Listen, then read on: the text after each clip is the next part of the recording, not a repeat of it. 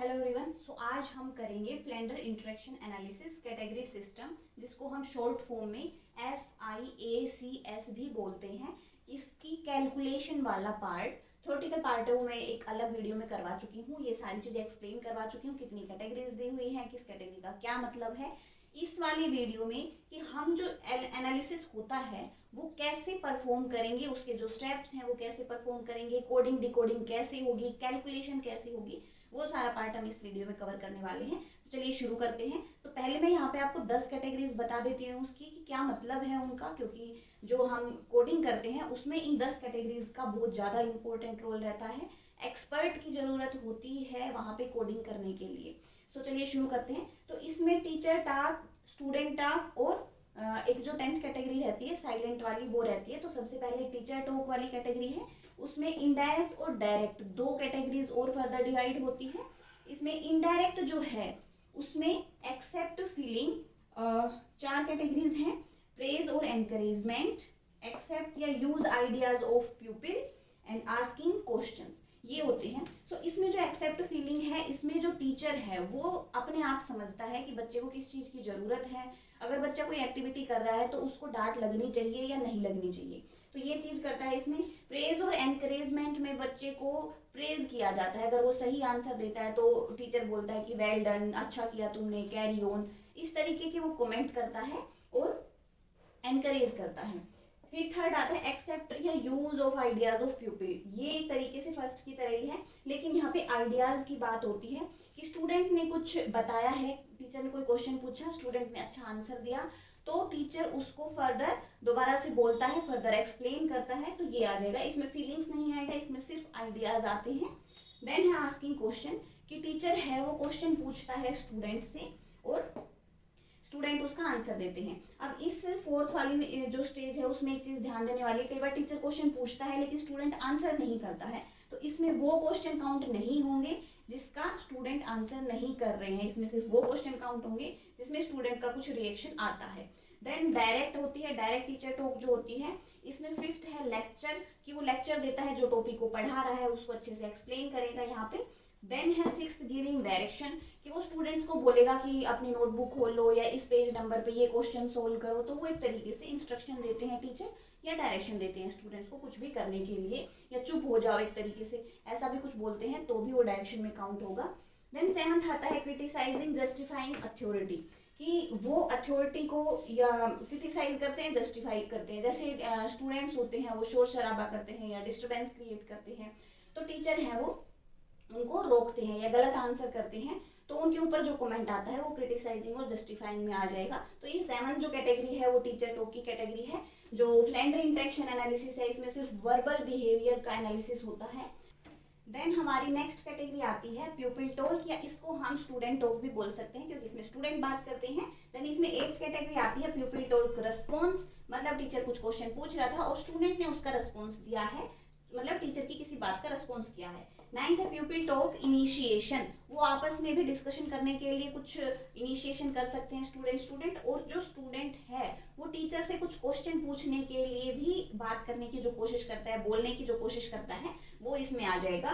Then हमारी 10th category आती है, उसमें होता है साइलेंट, पोज या कंफ्यूजन। जैसे टीचर पढ़ाता रहता है, शुरू में आता है तो क्या क्लास साइलेंट रहती है, जाता है तब भी साइलेंट रहती है, तो ये साइलेंट में आ जाएगा। पोज में पढ़ाते पढ़ाते बीच में कहीं रुक रहा है तो वो पोज में आ जाएगा। कंफ्यूजन, कि उन्होंने कोई क्वेश्चन पूछा है और जो ब्रेक है वो 3 सेकंड का हो गया है, बच्चे फिर भी चुप है, टीचर भी चुप है, कोई रिएक्शन नहीं आ रहा है, तो वो कंफ्यूजन में आ जाएगा। तो ये 10 कैटेगरीज हैं, इनके बेसिस पर कोडिंग होगी। अब हम कोडिंग को समझते हैं कि कोडिंग कैसे की जाएगी। अब यहाँ पे हम देखेंगे कि हम कोडिंग कैसे करेंगे। कोडिंग करने के लिए हमें 2-3 चीज़ों का ध्यान रखना है। पहली बात तो जो एक्सपर्ट होगा, जो कोडिंग करेगा, वो उस फील्ड में एक्सपर्ट होना चाहिए और वो क्लास के लास्ट में बैठेगा, जिससे वो पूरी क्लास को ऑब्जर्व कर सके। जो कोडिंग होती है वो हर एक 3 सेकंड में एक कोड दिया जाता है। 3-3 सेकंड में अलग अलग कोड है, वो चेंज होते रहते हैं। जैसे क्लास बिहेव करती है वैसे क्लासेस में कोड चेंज होते हैं। एक्सपर्ट है वो पूरा उसको नॉलेज होनी चाहिए कि इस कैटेगरी में कौन सा बिहेवियर है, जिससे वो बिहेवियर ना लिखने की बजाय डायरेक्ट कोड लिख दे, 6, 7, 9, 4, जैसे जैसे क्लासेस के नंबर चेंज होते हैं वैसे वैसे वो कोड लिखता जाए। तो ये इस चीज़ का हमें ध्यान रखना है, इस तरीके से कोडिंग होगी। अब हमें एक चीज़ देखनी है, जैसे 1 मिनट है, 1 मिनट में कितने सेकंड होते हैं, 60 सेकंड्स होते हैं, और हम 3-3 सेकेंड की एक कोडिंग कर रहे हैं, तो 1 मिनट में कितनी कोडिंग हो जाएगी यहाँ पे? तो 60 को हम अगर 3 से डिवाइड करें तो मतलब मिनिमम हमारे पास 20 कोड आने चाहिए 1 मिनट के अंदर। वो 20 से एक्स्ट्रा भी हो सकते हैं। मान लो कि कोई बिहेवियर है, चेंज हो रहा है क्लास में, तो वो 20 से ज़्यादा भी जा सकते हैं, क्योंकि हमें वो कोड लिखना पड़ेगा जैसे जैसे बिहेवियर चेंज होगा। तो हमें ये याद रखना है कि जो कोडिंग है वो हर एक 3 सेकेंड में एक कोड दिया जाएगा। कैसे होगी? अब जैसे मान लो टीचर एंटर करता है क्लास में और वो कोई क्वेश्चन पूछता है, तो क्या हम कोड क्या देंगे? हम 4 कोड देंगे उसको। उसके बाद मान लो वो बच्चों को नोटबुक वगैरह खोलने के लिए बोलता है, या कोई रिस्पॉन्स देता है, या स्टूडेंट के आइडियाज को एक्सेप्ट करता है। मान लो उन्होंने क्वेश्चन पूछा और फिर क्या बोलेगा? फिर जो स्टूडेंट्स करेंगे वो रिस्पॉन्स देंगे। स्टूडेंट रिस्पॉन्स देंगे तो हम क्या कोड लिखेंगे? नेक्स्ट 8 लिखेंगे। अब रिस्पॉन्स दिया, उनका आइडिया है, टीचर या तो यूज करेगा या उनको प्रेज करेगा। अगर प्रेज करता है तो हम उसको 2 कोड दे देते हैं। अगर उस आइडिया को वो यूज करता है तो हम क्या 3 कोड दे देंगे। तो इस तरीके से हमें उनको उनके कोड को लिखते जाना है। अब टीचर मान लो कुछ डायरेक्शन देता है कि भाई अब नोटबुक्स वगैरह अपनी ओपन कर लो, तो हम 6 कोड दे देंगे उसको।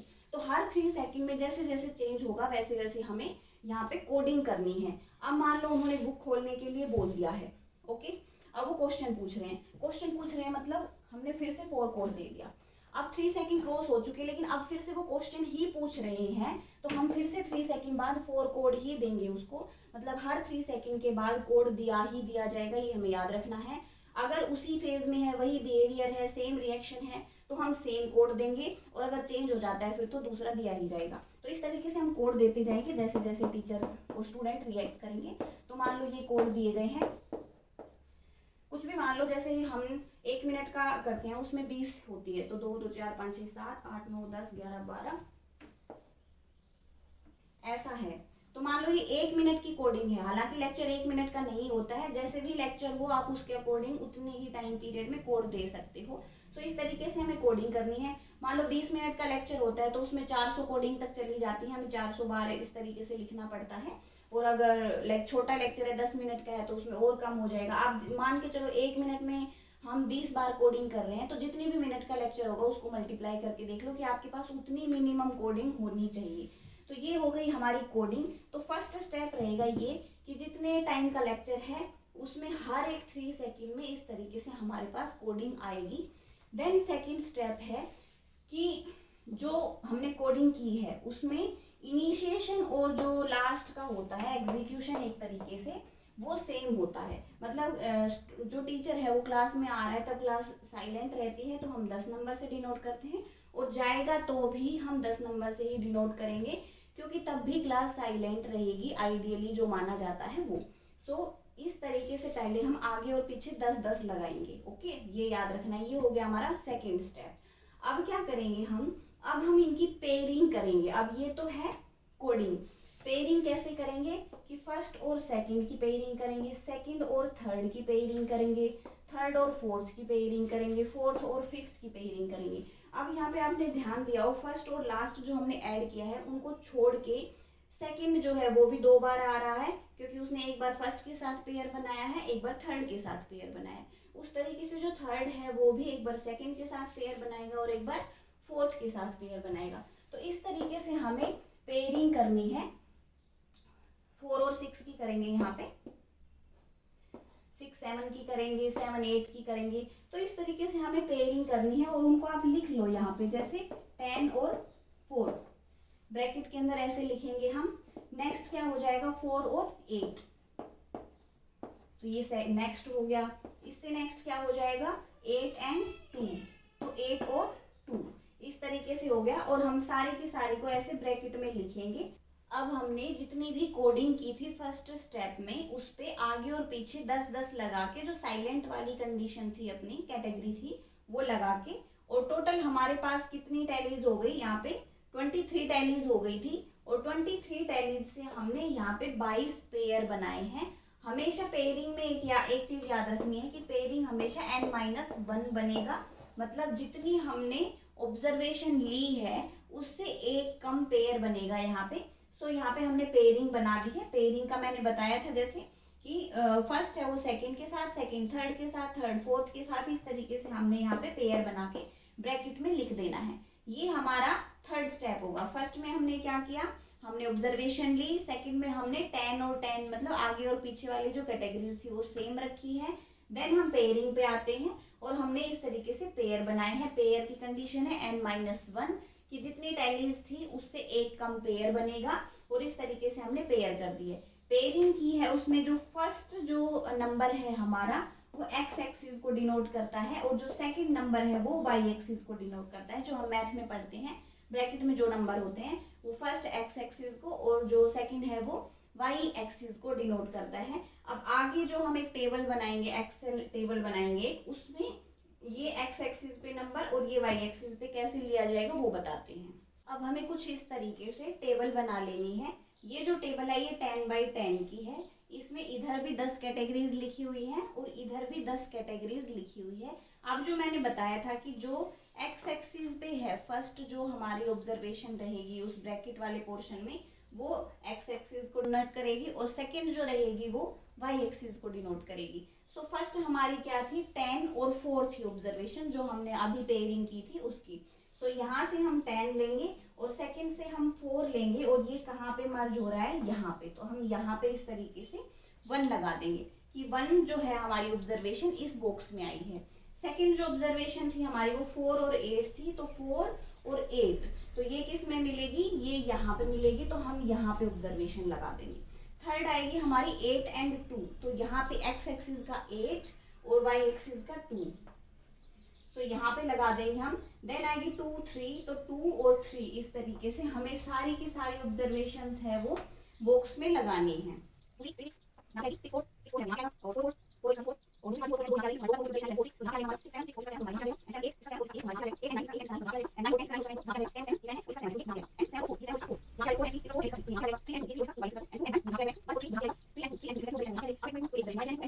अब हमने सारी यहाँ पे कर ली है, यहाँ पे जितनी जितनी भी हमारी ऑब्जर्वेशन आई थी वो हमने यहाँ पे लगा ली है। अब मैंने लास्ट बनाया है टोटल का, इधर भी टोटल और इधर भी टोटल, तो दोनों जो तो टोटल है ना वो हमारे सेम आने चाहिए। अब देखो इस वाले जो रो है उसमें एक ही ऑब्जर्वेशन है तो हम यहाँ पे 1 लिखेंगे। इस वाले में 1 2 3 एंड 4 ऑब्जर्वेशन है तो हम यहाँ पे 4 लिखेंगे। इसमें 1 2 3 है तो यहाँ पे हम 3 लिखेंगे।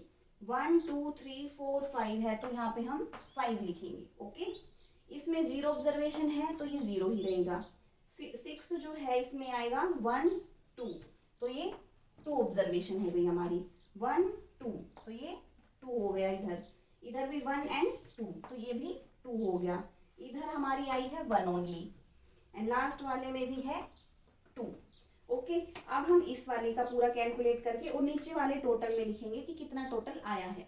तो ये है हमारा 1, ये आ जाएगा 4, ये आ जाएगा 3 एंड ये आ जाएगा 2 5 एंड इसमें 0 है, इसमें भी 2 है, इसमें भी 2 है, इसमें भी 2 है, इसमें 1 है और इसमें भी 2 है। अब आप कैलकुलेट करो, 4 5 6 7 8 8 5 13 14 15 16 17 18 19 20 21 22 टोटल 22 आया है उधर का और 22 ही हमने पेयर बनाई थी। इधर का भी कैलकुलेट करो, 5 6 7 8 8 5 13 15 17 19 20 21 और 22, तो टोटल हमारे पास कितनी है आई है हमारी कैलकुलेशन 22। ठीक है, तो टोटल हमारा 22 है, हमें ये याद रखना है। अब क्या है कि हम जो कैलकुलेशन करते हैं उसमें आप जैसे अलग अलग कैलकुलेशन करोगे तो आपको ये याद रखना है कि 7 जो कैटेगरी है ना यहाँ तक ये आएगा टीचर टॉप में। कैलकुलेशन पार्ट अभी करेंगे हम, तो अगर जहाँ पे 7th कैटेगरी तक बात होती है तो आप इनको कैलकुलेट करोगे यहाँ तक 7th कैटेगरी तक और टोटल के साथ उसका परसेंटेज निकालोगे। जैसे आपसे पूछता है कि टोटल टीचर टॉप कितनी है, तो टोटल टीचर टॉप यहाँ पे क्या आ जाएगा, टीचर टॉप की 7 कैटेगरीज हमारे पास दी हुई है, तो आप 7 का सम करोगे 2 2 4 5 9 9 3 12 13 13 और 4 17।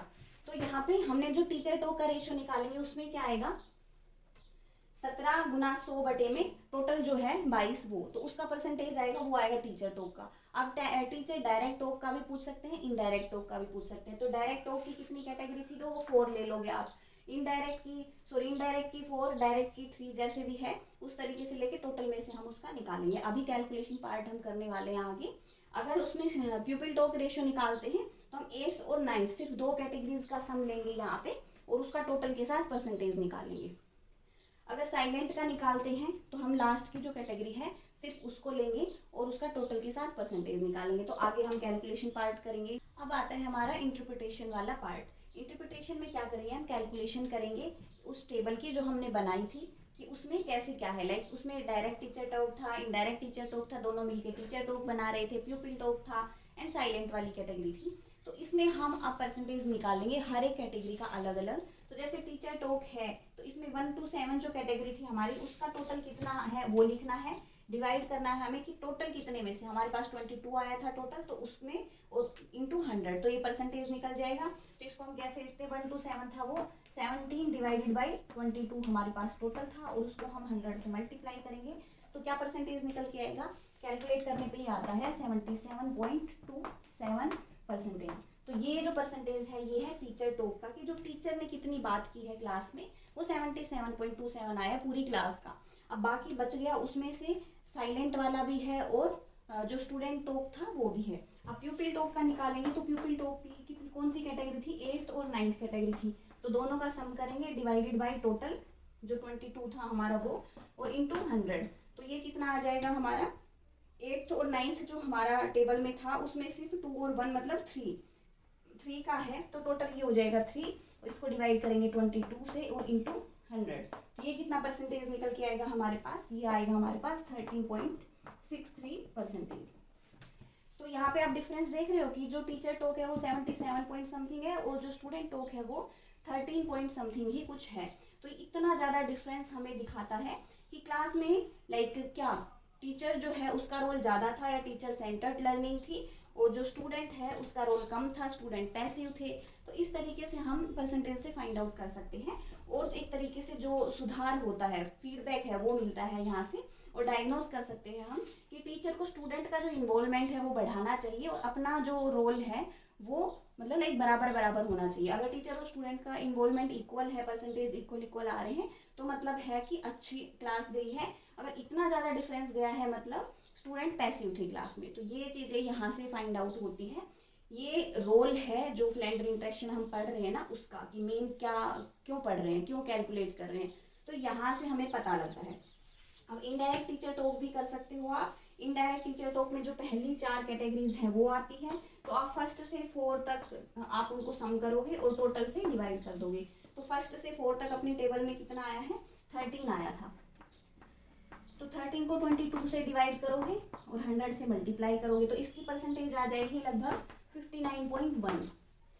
अब जो डायरेक्ट टीचर टॉक है अगर उसको निकालोगे तो जो नेक्स्ट 3 कैटेगरीज हैं ये 5th 6th और 7th, उसमें हमारा सम आ रहा था टोटल 4, और 4 को हम 22 से डिवाइड करेंगे और इंटू 100 करेंगे, तो ये इसका जो परसेंटेज निकल के आएगा वो लगभग आएगा हमारे पास 18.18% अब यहाँ पे भी डिफरेंस देख सकते हो कि जो इनडायरेक्ट टीचिंग टॉक है, टीचर टॉक है, वो ज़्यादा है as compare to direct teacher talk. तो यहाँ पे भी ये डिफरेंस है। तो जो कम है जो चीज़ें उसको हमें सुधारने की ज़रूरत पड़ती है, जिसका परसेंटेज कम आता है।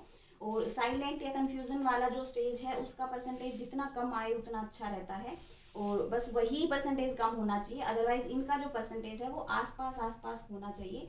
स्टूडेंट का जो परसेंटेज आया है स्टूडेंट टॉक वाला या प्यूपिल टॉक वाला वो ज़्यादा होना चाहिए, क्योंकि स्टूडेंट सेंटर्ड है टीचिंग या लर्निंग, इससे ये पता लगता है। जितने स्टूडेंट सेंटर्ड रहेगी, जितना स्टूडेंट का इन्वॉल्वमेंट रहेगा, उतनी अच्छी ही हमारी क्लास जाती है। तो इससे ये सब कुछ पता लगता है। ये इंटरप्रिटेशन थी जो भी था फ्लेंडर इंटरेक्शन एनालिसिस का। तो एक कमेंट भी आया था कि इसका जो कैलकुलेटिव पार्ट है, कैलकुलेशन है, वो कहीं पे मिल सकता है क्या।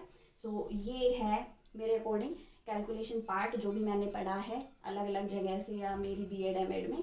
सो आई होप कि आप लोगों के लिए हेल्पफुल रहेगा। और इसका थ्योरेटिकल पार्ट जो है वो आपको अलग वीडियो में मिल जाएगा, क्योंकि वीडियो बहुत ज़्यादा लंबी हो जाती। अगर ऐसी ही हेल्पफुल वीडियो चाहिए तो चैनल के साथ बने रहिए, चैनल को सब्सक्राइब करिए, लाइक करिए, शेयर करिए। Thanks for watching this video. मिलते हैं नेक्स्ट यूजफुल वीडियो में।